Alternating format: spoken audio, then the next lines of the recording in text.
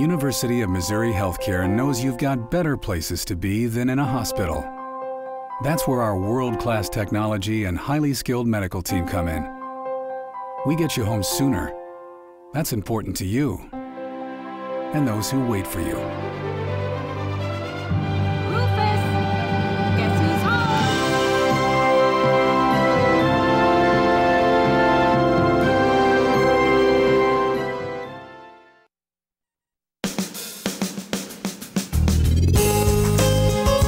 Good morning and welcome to Radio Friends on Tuesday, January the 24th. We're glad to have you with us today. We've got one guest, JOAN STACK, State Historical Society. But JOAN has got a lot of information today.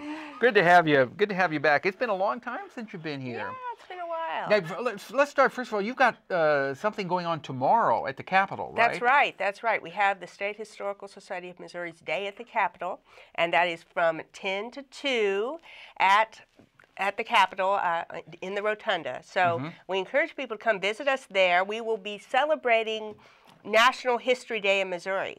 And our partnership with that organization, we run National History Day in Missouri through the State Historical Society. So we will have a lot of young people from around the state who have won at the state level and at the national level for their history projects. Some of them, they act out or personify a character from history. Some of them make videos, posters, films, all kinds of things. So it's a lot of fun. So a lot of young people will be there. That's right. But everybody is invited. The general public is invited to come. And just come by. We're going to have a cake, a National History Day cake. So we'll be sharing that with the people that come. A cake?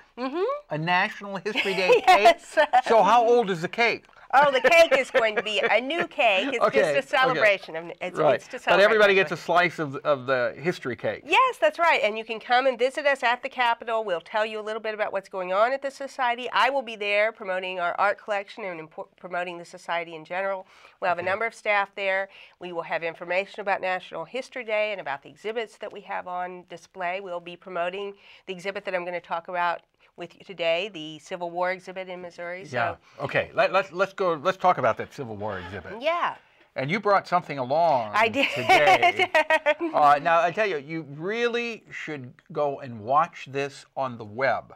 Go to KBIA's website, www.kbia.org. Then click on programs, or I think it's talk programs, and then when that comes up, click on Paul Pepper and watch the video, because we have with us in the studio, and I can pick this up without gloves, right? With the leather part. Yeah, okay. This is a weapon. This is a revolver. A Civil War revolver that was used by one of Quantrill's raiders. And you may have heard of the bushwhackers who traveled around the state. They were guerrilla fighters. They were not officially affiliated with the Army, but they fought for the Confederate cause. And there's the famous incident where they went across the border into Lawrence, Kansas, burned the town to the ground. Some people still talk about that today. The conflict between Missouri and Kansas dates all the way back to this period. So this is a revolver that was actually used by one of those raiders. So how old would this revolver be? Well, this would be about as old as the Civil War. So we're talking 150 years old. Yeah. It's an antique. It's an artifact, really, of the Civil War period. And it was donated to us by the son of High George, who was one of these raiders who traveled with Quantrill. And so who knows, this could have been used, too, in the massacre at Centralia.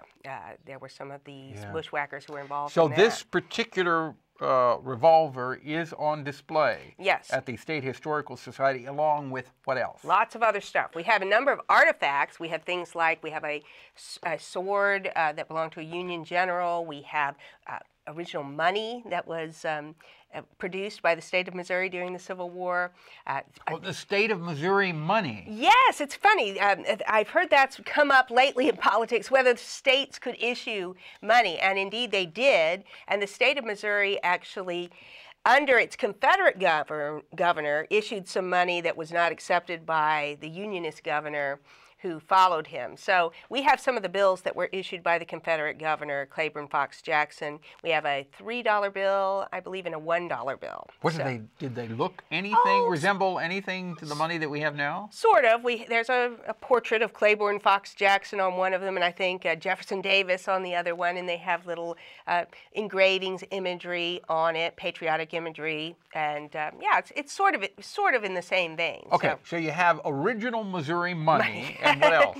Well, we have lots of images. Art really tells us a lot about the Civil War through our visual culture. So we have some examples of really fine art. We have a portrait, for instance, of Odin Guitar, who was a Union general from right here in Columbia. And then we have other works that are not perhaps the high forms of art, the artwork that appeared in Harper's Weekly, for example. We have some original wood engravings that appeared in Harper's Weekly, some of them hand-colored, showing the various events as they happened. You know, there would be war correspondents who would come into Missouri and draw what they saw. Because, of course, photography existed at the time, but you could not photograph action. So if you wanted to do a battle scene, you really had to have an artist do it. Who would draw it? Yeah, they would draw it. They would maybe make sketches during the battle and then interpret it into a larger image that then would be reproduced in a magazine. So we have the Battle of Boonville. We have an image representing that battle, for example. You have the original. Yes, we have the original newspaper. The image is, I can't remember with that one whether we've included the text or not. Some of them we've got the text as well. Some of them we framed them so that you can mainly focus on the image. But we have a number of these Harper's illustrations so that our plan was for people to be able to go through the exhibit, see portraits, for example, of the two rival governors. A lot of people don't know that Missouri had two governors during the Civil War. We elected a governor who was sympathetic with the Confederacy.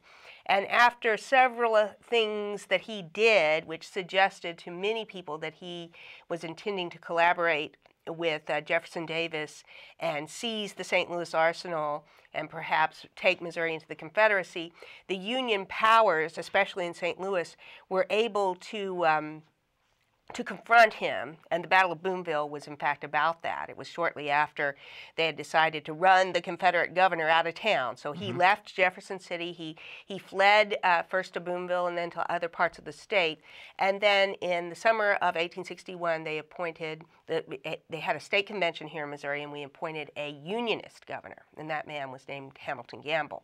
So Claiborne Fox Jackson still thought he was governor. He was governor. He was the elected governor. So he went down to Neosho, and he got together legislators who were sympathetic with him and seceded from the United States. So Jefferson Davis accepted his succession. So Missouri had a star on the Confederate flag, but of course the Unionist governor in Jefferson City didn't accept that. So we continued to be with the Union. You really are a wonderful historian. You're a wonderful historian. Well, we have portraits of both governors in the exhibit. We have images that represent the various events that led up to this, the major battles, the Battle of Lexington, the Battle of Wilson's Creek. We have represented. And it's all available at the State Historical Society. Yes. JOAN STACK, thank you so much for coming by. Your hours are? Oh, well, we are open Tuesday through Saturday, and on Tuesday through Friday, I believe we open at 8, and the gallery will close at 4:30. Okay.